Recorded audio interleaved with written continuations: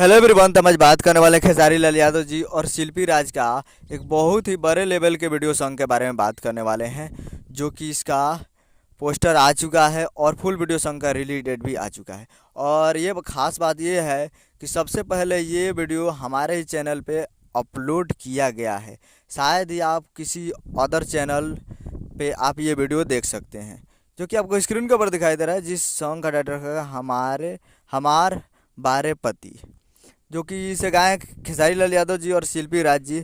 और इस वीडियो में है खेसारी लाल यादव जी और शिल्पी राघवानी जी। और ये वीडियो सॉन्ग रिलीज किया जा रहा है 27 तारीख को, 27 फरवरी को ये फुल वीडियो सॉन्ग रिलीज किया जा रहा है।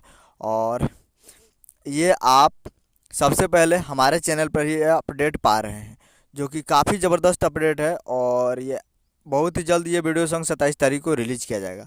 तो उम्मीद कर रहा हूँ कि सबसे पहले आप अपडेट पा रहे हैं, तो हमारे चैनल को सब्सक्राइब बेल आइकन प्रेस करिए, ताकि ऐसे खेसारी लाल यादव जी का लेटेस्ट न्यूज़ लाते रहे। और वीडियो अच्छा लगा तो वीडियो को एक लाइक कर दीजिए। और तो मिलते हैं अगले वीडियो में, तब तक के लिए जय हिंद, जय भोजपुरी।